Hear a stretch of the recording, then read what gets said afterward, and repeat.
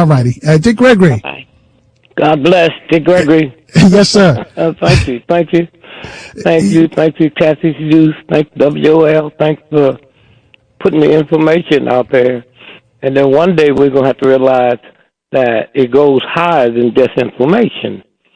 You know, when they come up with a brand new plane, they put $1 billion in to just the wing. We just jump up all at once and say we're going to do this. It's very interesting what they're saying about the recess apartment. Okay? When you bring somebody on, now you listen to what the sister was saying, you write it down, and then your researchers find somebody who's an authority on it. And they will tell you when the Senate goes out, all they have to do is leave one senator back there. And you can't have a recess apartment. Okay? Okay, Did you hear me? Did not know that. Well, I'm saying. So you got other people calling in. So my grandmother turned on this station, and she don't know you don't know that. So that's why you say, well, wait a minute, tomorrow we'll run somebody down. That's what the researchers are for, huh? That's what the researchers are for. If one person is there talking, then you can't have a research because the senators have them going out. One person, then another. Right, filibustering. Huh? Filibustering. Yeah, well, it's deeper than that. It's sort of, but you can get around the law, but you have people trained. Why do you think the mob can stay out here and do what they do? They think there's got a bunch of mob folk calling in that love sex and love selling, love doing. No. They got brilliant lawyers, huh? That understand that. You see, I laughed when they came up with the, Tell you what, hang on a second, Greg. We got to take our last look at traffic and find out how long this great weather is going to be in the D.C. area. When we come back to somebody wanting to know about the movement. There's just a lot of informants in the movement. I told him I'd ask you. 800-450-7876. You want to speak to Dick Gregory? We'll take your calls after the traffic and weather update on 1450 WOL, where information is power. WOL Radio. And thanks for staying with us, folks. Our guest, the social activist Dick Gregory. Number to call to speak to Greg is 800-450-7876. Greg, I'll let you decide whether you want to finish the conversation, what you said, or you want to answer the earlier caller's question about the movement. Well, first, the lady, there was a person on, and, the movement. Look at all the great armies in the world. You follow me? In the history. Have they ever been named movement? Huh? No. I'm asking. Have they ever been named movement? No. Okay. Yeah. General Motors, is it a movement? Huh? No. Okay. Everything that's powerful, the United States Air Force, is it a movement? Well, somebody's got to be sitting there figuring that out and say, wait a minute, hold it. My grandmother can't do it. Huh? My grandmother can't do it at all. So she finds somebody she like and she trusts. She like and she trusts. And then she listens to them. But then somebody else come on and say, well, so-and-so, so-and-so, so-and-so, so-and-so. And then she said, wait a minute, hold it. And so what we're looking at is the movement. I heard you say earlier about the bunch of spies who's in the movement. Well, that's what movement's about. So when my grandmother listens and she hears somebody say that Thurgood Marshall was a government agent, which he was, huh? But we fall in love because we ain't going to do nothing. We're not going to change nothing. So we fall in love with people who they tell us are doing it, huh? And one day, all that crap at the airport out there, they're going to have to take all that down. Because more people is finding out about it now, and they go check it.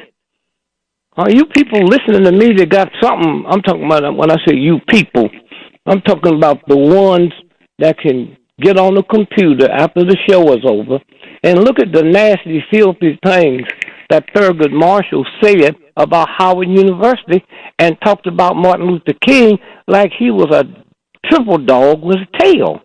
But y'all don't know that. And why should you know it? But this is what's good about shows like this. And then some of y'all that got information can't be out here grandstanding and showing up. I know this. Let me tell you, I learned a long time ago accidentally. You don't drive a Rolls Royce and take it back to the ghetto where people basically have used cars. You hang out with Rolls Royce people. That's where you get the information from. And they're not bragging or boasting. I get people come up to me and tell me something because they heard me say something either on YouTube or this show. Huh? And so, for instance, when you stop and think about, where we are, and then you talk about the God force, the whole universal force, what God force are we talking about? Huh? The Baptists? You know how many people don't know that Catholics are not Christians? Okay? And why? Don't they say Catholic, Christians, and Jews? Is that what they say? Mm-hmm. Well, if they was Christians, they wouldn't have to say Catholics, Christians, and Jews. They just say Catholic, they would fit in with Christians. Huh? And so when you stop and think about, you look at circumcision. That's that little foreskin they take off the tip of a little child's penis. Now, you can get circumcised when you're grown, but can you imagine there is a God universal? I shouldn't say God. The word God means power. That's why they could call the mafia Godfather. It's power. Anything with power, you can say God. When you're talking about the one put the universe together, it's a rhythm. And when the Baptist church get through saying the Lord's Prayer and they think they're saying Amen, they saying the rhythm. I am. And when they tell you, as I was growing up, to use God's name in vain is a violation. So them ignorant folks not knowing thought it was God damn. God is power. Dam is when I dam up something. Go out to the river and dam up that water and you get electric. Okay? You dam it up when a woman is 9 months pregnant and that water bag break. You go in from the damming it up to it breaking. And then you get new life. Then you get power. And so anytime I say, I am hungry, I am tired, I am weak, that's using God's name in vain. God's name is a rhythm. It's I am. So how can I say God that put the whole universe together can be tired? I am sleepy. I am drunk. God can't be none of that. So you go to bed every night and you wake up and all that misinformation. You don't mean to do it. My mother told me. And all this old stuff y'all got about the elders. But look, all old people ain't no elders. Okay? Don't just think because you old, you an elder. Huh? And so when you stop and think about, my mother told me Santa Claus was a white man. Was a white man. And she's buying the toys. Now, you can't get no more ignorant than that, but you don't know it. She buys the toys. And she runs this game down on us because she don't know it's a game. Anytime you tell a black child, children don't hear what you mean, they hear what you say. And I learned that one day I'm calling home, I'm in a hurry, and one of my daughters answered the phone, and I said, tell your mother to come to the phone, I want to yell at her. And I heard her asking her mother, why would Dad want to yell at you? Wow. And then I realized, you have to be twice as smart as a white person. I hear you saying I'm dumb. Huh? That's what I hear. I don't hear what you mean. I hear what you say. And anytime you tell me I got to be twice as smart as somebody else, my brain pictures up as being dumb. Anytime you sit down and tell a black child, a boy in particular, that there's a white, racist, Negro-hating cop out there that will blow your brains out. So when they pull you over or ask you something, behave yourself. Anytime my mother or daddy tell me to behave with filth, with a murdering, filth, ungodly, unspiritual cop, I think I did something wrong. Because my brain can't believe my mother is telling me to respect this filthy, ungodly heathen. Now, how can I come out with that with a book if don't nobody know it? And so when you sit and you think about, I listen to American, the president said, God bless America. And the first thing I think about is Hitler and them said the same thing. God bless Hitler and the Nazis, and all of that. And so somewhere, when you stop and we sit around and compare ourselves with Jews, how can you? Do you realize how long Jews been out of slavery? Over 8,000 years. How long we been out of slavery? 300. So got a business that passed down through the family for 8,000 years, and I got a business that passed down through the system in 300. So what is this about? So go back 300 years after the Jews were set free from the Egyptians. They acted the same way we did. Oh, they taught us to hate. Let me tell you something, man. Culture patterns is a violation of God, okay? Give me a gorilla with a culture pattern. Give me a mouse with a culture pattern. Give me a dog with a culture pattern. All them dogs been taught that crap, okay? So I say that to say this here. So, continent. Now, I just want you to kind of follow me for a minute. Continent. So if you say the continent of Europe, I want some of you all sitting there that's not on the show to name me some countries in the continent of Europe. The Romans, the Greeks, the British. These are continents inside. These are countries inside. Well, who was fighting the wars? Who was fighting the war? When the British go to war with the Italians go to war with the Romans. Those are continents. So y'all sitting here with weak information talking about hatred and don't know that's hatred. But here's where the big one comes. Well, that's what that was about. It was the wars against the culture patterns. And then something strange happened. They came over there and took Africans from Africa. That's a continent. That's a continent. Okay? Right. Hold that thought right there, Greg. We got to take a quick break. And when we come back, Terry from Columbus, Ohio wants to speak to you. 800-450-7876. You too can join the conversation and speak to Dick Gregory like Terry. Just reach out to us. We'll take your calls next as the big show rolls on from the capital city on 1450 WOL, where information is power. And now back to the Carl Nelson Show on Washington, D.C.'s 1450. 1450 WOL Radio. And thank you for staying with us, folks. Our guest is social activist Dick Gregory. Number to call to speak to Greg is 800-450-7876. And let's go out to Columbus, Ohio. Terry's waiting for us on line one. Terry, you're on with Dick Gregory. First of all, Mr. Nelson, just want to say I enjoyed your program. When it comes to Dick Gregory, all my free time, I used to just listen to a bunch of rap music and stuff like that. But after I started listening to Dick Gregory, I probably watched every video of his on YouTube within the last 2 months. So I've definitely been changed by the information that he's put out. Thank you, brother. Before you say something else, let me just say thanks to you and God bless you and the family. Okay, go ahead. Oh, bless you, sir.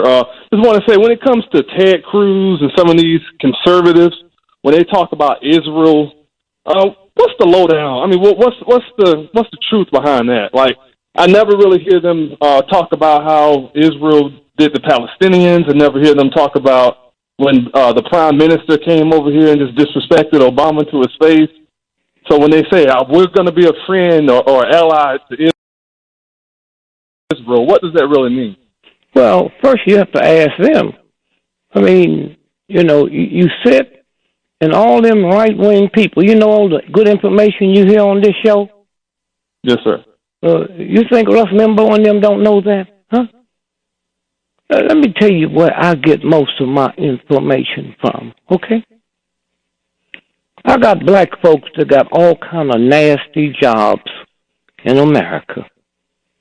But when you make me invisible, you don't see me. You ever been in a cab and you and your friend keep talking like the cab driver's not human? Huh? Right. Do you know when you come to Washington, D.C., the mightiest capital in the world, you know how many cab drivers are agents? Huh? How many of y'all been, well, I'm talking about here in D.C., you get on the phone, the cab drivers keep talking on the phone. Now, who you think they talking to? Huh? That's this thing of disrespecting another human being. Oh, this is a cab driver. And when in the early days of slavery, when we didn't count, the invisible man, huh? We did not count. So they said anything in front of us, huh? And when I was a little boy, the railroad porters, doing the middle of Reconstruction, Richard Porter, out of Chicago, white, Jewish dude, went to Europe and said, I want to build some railroad cars because the white folks in America now is getting enough money and clout. They can afford to sleep while they're riding. Up until then, if you was a powerful rich dude, you hooked your car onto the railroad. For older folks out there that say, keep the change, where do you think that comes from? You think when you get up in the morning, Rockefeller, one of the richest cats in the world, going to put his hand on a dollar that you had in the ghetto or you had in Appalachia with all them germs? That's where the word comes from, keep the change, huh? I go into a place and I get a newspaper and I give you $1. I say, keep the change, boy, huh? That's what that is. Now, the white folks who have the power, they send their man out every day to go to the bank and get new money, huh? Get new money. And so I had a job when I was a little boy in St. Louis in a country club, rich country club, right? And my job was to be a busboy, right? And that was crap, man. I was being paid to watch and see to it that the owners and the waiters threw the butter away. Have you ever went in a place and they just bring you the bread and you wonder what happened to that bread when it leaves the table? They put butter there, you wonder what happens to the butter when it leaves the table? See, what you want, you pay for, huh? And you're not going to call into a free show and find salvation, huh? Okay? When you look at this show, you look at Carl, you look at the research that's behind this. You look at all them shows that come on. People looked at the Academy Award, and they said, oh, Chris Tucker, he didn't write them jokes. Read the writers. He rehearsed that, so you think he said something they didn't know he was going to say? And then you talk about we're going to boycott. Boycott who? Boycott who? We got to buy black. Okay, so Carl owns an automobile. He sells Fords. Where do you think he get his Fords from? What are you talking about buy black? Where do you think they get theirs from? Huh? Okay? This is a game because you're not willing to shut it down. Shut it down. Okay? And so this is what I'm saying. That when you sit and look at Kathy, when you look at the money, WOL pays, how far did Kathy send her son? Getting him ready to take over this end. She just wake up one day and say, okay, it's yours. Huh? All the way to the Wharton School, all the way to this, all the way to that. And then you got to go out and bring people in. Bring people in. Brother, do you know if you would have won the $1.5 billion lottery the second week in January, you'd be almost dead now? Did you know that? Let me tell you why. Suppose somebody that your father's father knew took care of them and they end up on Boeing aircraft and they getting ready to die now. And so they get in touch with you and say, I'm giving you 747. Are you stupid enough to believe you can fly them? Huh? Are you? You hire somebody to do it. Do you realize them poor folks that won that lottery, the brain, flips? You don't know how to do. You got Ford and the rich folks. They have money managers. You think you can do that without one? You'll be dead in 6 months, man. Because there's a brain that we don't know nothing about that have to say, wait, ho. What is this? Ho. Your whole attitude changed. Let's say you would have won that $1.5 billion. Do you know that next day people would be calling you from around the world that never heard of you the day before? They have a $1 trillion diamond industry. You don't count. It's what you just won. That's what and you don't qualify to buy diamonds, huh? I told a friend of mine one time, real close friend of mine, I said, things are going to happen to the money, and the money's going to be no good, so you need to put away white carat diamonds. 1 carat white diamond. He called me and said, yeah, man, thank you. I went to Tiffany in New York yesterday and bought all. I said, I didn't say buy jewelry. When you buy jewelry, 90% of the price go to the designer. 1 carat white diamond. And so when you stop and think about, look at all these black churches. Did you ever ask yourself a question? These mega churches, when General Motors was bankrupt, how were the black churches being built? $80 and $90 million. Where did that money come from, huh? Those are certain things you have to ask. And then the universe, once you asked it, the answer will come. And so again, I'm saying, when you look at something, huh? If you are my son and you a brain surgeon, huh? And you tell me you got a brain tumor because I love you as a son, I don't qualify to cut your head open, huh? I don't qualify to cut your head open. And when you go to hospitals, you go to different sections. You got people that's been trained in this, people that's trained in this, people that's trained in this, and that's what that's about. And so consequently, as we see, we are 300 years. 300 years. I think a lot of stuff I talked to Carl about, I didn't dare say on the radio, right? And the stuff I say now, if my mother was alive, she called the police on me. That's my mama. Huh? Right. And so consequently, you hear stuff on this show, and then you hear somebody else, and you say, well, let me call them to see if they know. Anybody can come up with an idea. Huh? Ford ain't made no car. That's why you ain't never heard nobody say Ford Brothers changed the things they made a car. The DeWay Brothers was made, the first car was made in Massachusetts by the DeWay Brothers, okay? Ford and them stole it. And when you go back and look, you don't see nobody say that Ford and them made a car. What they tell you is Ford and them famous all over the world is because of the mass production.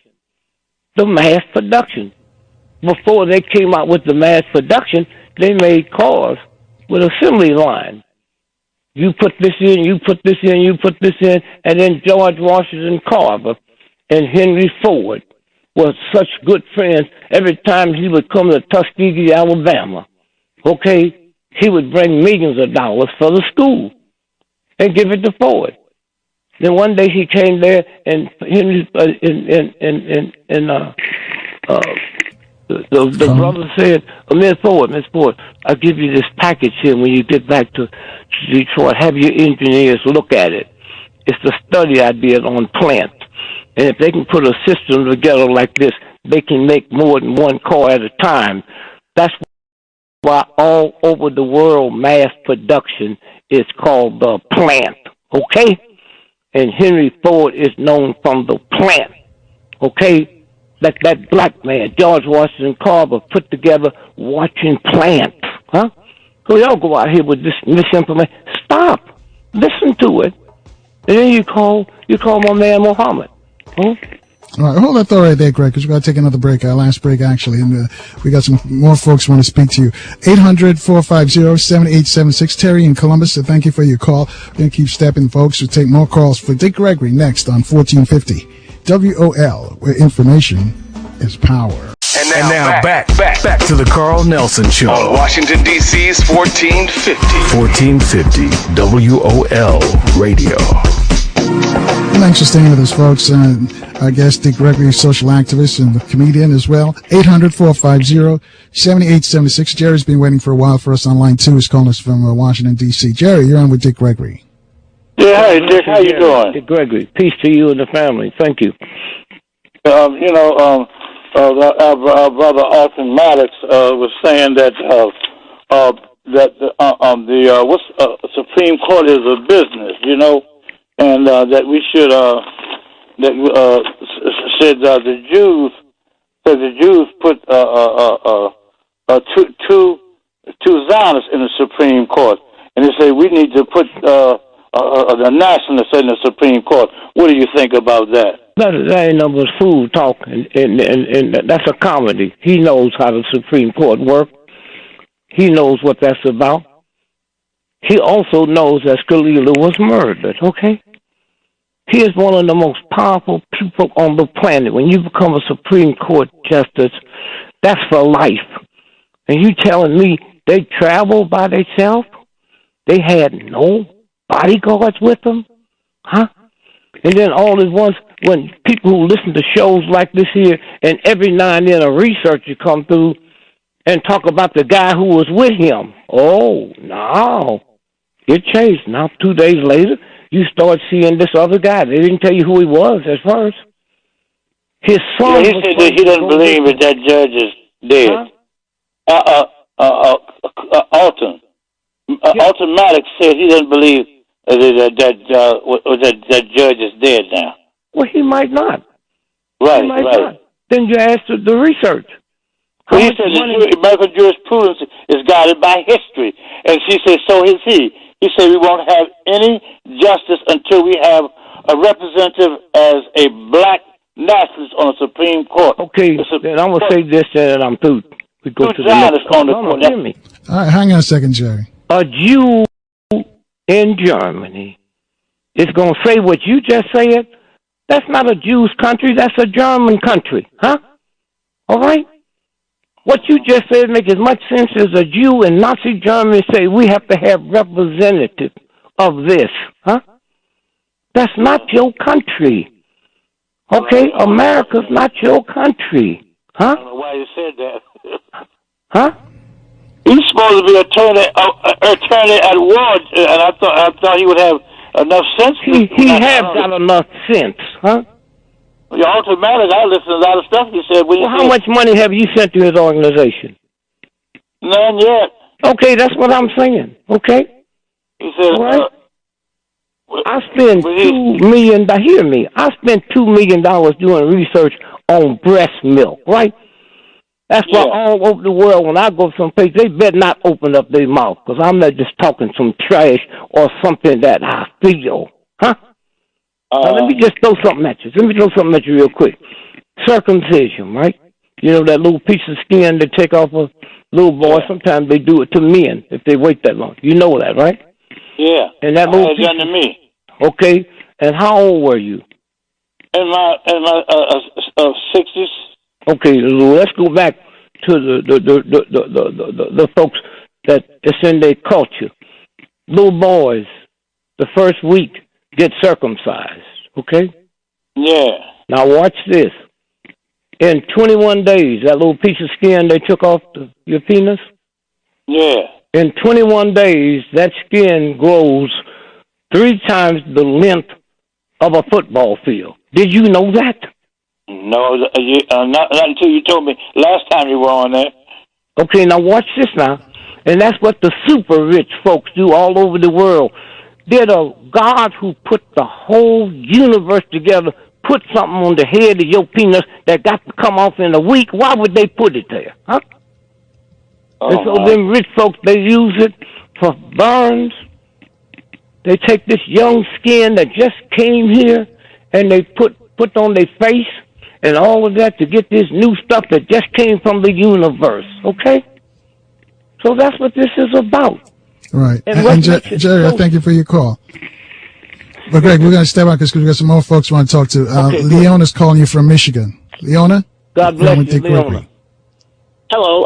Thank you for taking my call.